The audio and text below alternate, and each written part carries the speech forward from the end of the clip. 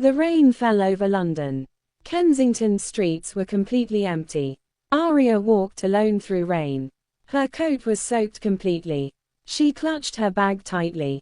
She was 24 years old, dark-haired and quietly beautiful. Nobody noticed her at first. Then nobody could stop noticing. She grew up in poverty. Her brother Danny was sick. Medical bills crushed everything daily. Money was always very thin. Hope was even much thinner. But today was different somehow. She stopped at Iron Gate. Blackwood Manor rose before her. Grey stone walls stood tall. Ivy climbed the old sides. It looked lonely and grand. She pressed the bell slowly. The gate clicked open quietly. She walked inside with nervousness. Her heart beat very fast. She needed this job desperately. James the butler met her. He was kind and soft. He showed her every room. Each room was coldly beautiful. Each room felt deeply empty. Like joy had quietly left. Like laughter had never visited. Like love had long disappeared. Beautiful but completely hollow inside. A palace without any warmth. James stopped on upper landing. He pointed to dark door. The study belonged to Alexander. Clean it daily at 9. Never touch his important papers. Mr. Blackwood values his silence. He does not like questions. He does not like conversation. Just work and nothing else. Arya nodded and understood completely. She turned to follow James. Then the landing door opened. Alexander Blackwood walked slowly out. And Arya forgot to breathe. Everything around her went still. He was tall and dark. His jaw was sharply carved.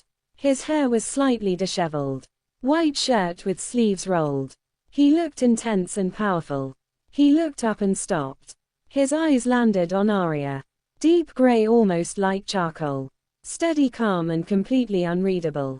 3 seconds of pure silence. Miss Collins, he said quietly. Yes, sir, she replied softly. James explained everything to you. He did, sir, she whispered.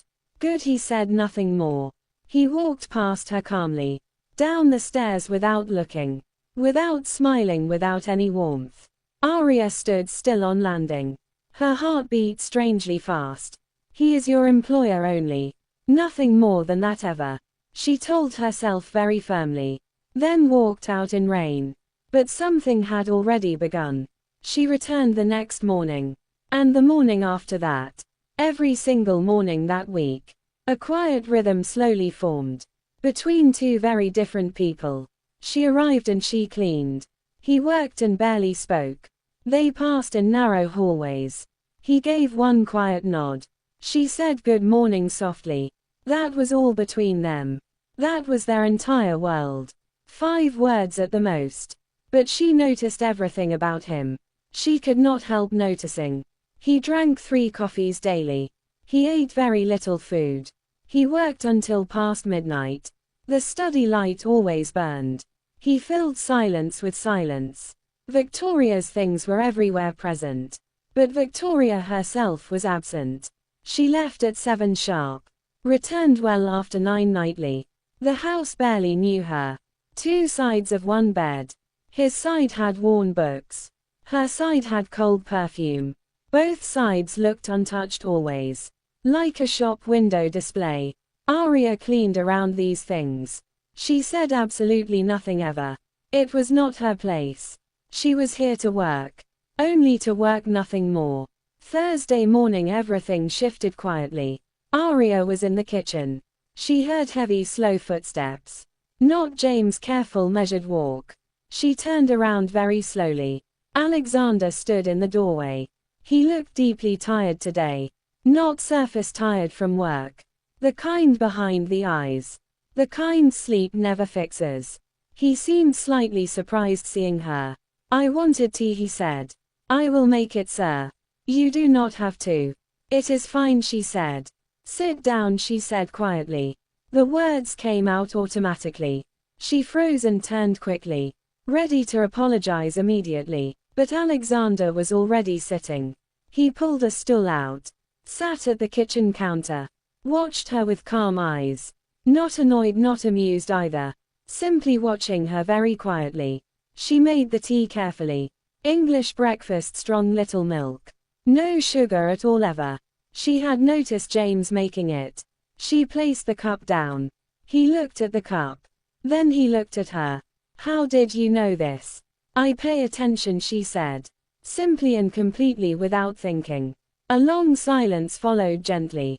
She kept her back turned, giving him his quiet space. But she felt him there. The kitchen felt warmer somehow. Aria, he said suddenly. She turned around very slowly. It was her first name. He had never said it.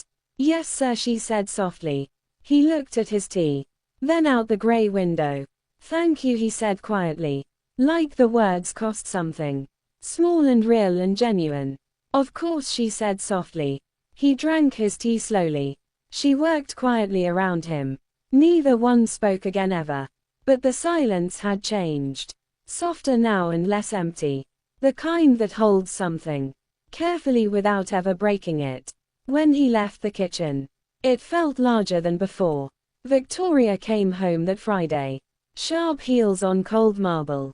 The confident click of ownership. Someone who enters every room. Like she already owns it. James, is Alexander in study? Yes, Mrs. Blackwood, shall I? Do not bother, Victoria said. Heels climbing the staircase quickly.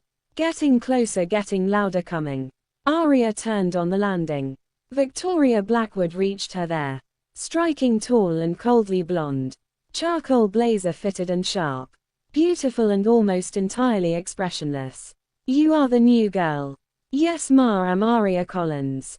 Victoria's sharp eyes moved slowly. Across Aria completely and thoroughly. Filing every detail away immediately. James says you are settling. Yes, ma, I'm trying hard. One more sharp blue look. Then Victoria walked away calmly. Bedroom door closed very firmly. Phone calls started immediately inside. Business always more important business. The house could breathe or not. It made no difference ever. Victoria was already somewhere else. Aria finished her work quietly. She went downstairs very carefully. Let out one slow breath. Picked up her coat slowly. Walked toward the back exit. She nearly walked into Alexander. He came from the garden. Jacket in hand, hair windswept. He stopped when seeing her. Leaving, he asked very quietly. Yes, sir. Victoria arrived today. Something crossed his face quickly. A tightening of the jaw. A cooling of gray eyes. Right, he said only that. She put her coat on. He stood holding his jacket. Evening light fell between them. Soft and golden and quiet. Neither one moved for seconds. Aria, he said her name. She looked up at him. Something moved behind his eyes. A thought deciding whether to speak. He looked at her long. Get home safely, he said. Thank you, sir, she whispered. She walked out into evening. Rain had finally completely stopped. Streets glittered under wet lights. She walked to the bus. Hands deep in her pockets. Eyes looking at the pavement. Heart doing its complicated thing. That fast and warm thing. She sat on the bus. Watched her reflection in glass. Thought about gray unreadable eyes. Thought about cold untouched teacups. Thought about one quiet name. Stop, she told herself firmly. He has a wife, Victoria. He is your employer only. Danny needs you to focus. You cannot feel anything, Aria. You cannot afford it ever. Not now, not ever ever. She pressed her forehead against cold glass. Closed her eyes very tightly. And tried very hard forgetting. But Blackwood Manor had already planted something. Small and stubborn and quietly warm. Growing in silence and stolen glances. In tea made perfectly right. In a name said softly. The kind that never asks. The kind that simply grows. No sensible thinking can remove. No cold logic can clean. Some feelings refuse to leave. And 3 miles across London. In a grand silent manner. A man sat alone again. Past midnight work completely untouched. Tea cold beside him forgotten. Staring at absolutely nothing outside. Thinking about dark careful eyes. Hands that paid quiet attention. A girl who simply listened. Who made tea exactly right. Get home safely, he had said. He pressed his fingers slowly against his mouth very quietly. When did he start caring whether anyone got home safely? When did this house start feeling less empty in mornings? When did 9 o'clock become something he quietly waited for? Something warm, something real, something dangerous. Outside, London breathed and glittered. Wet dark streets hummed softly between a grand cold manor and one small warm flat. Something fragile had already begun. Black heart.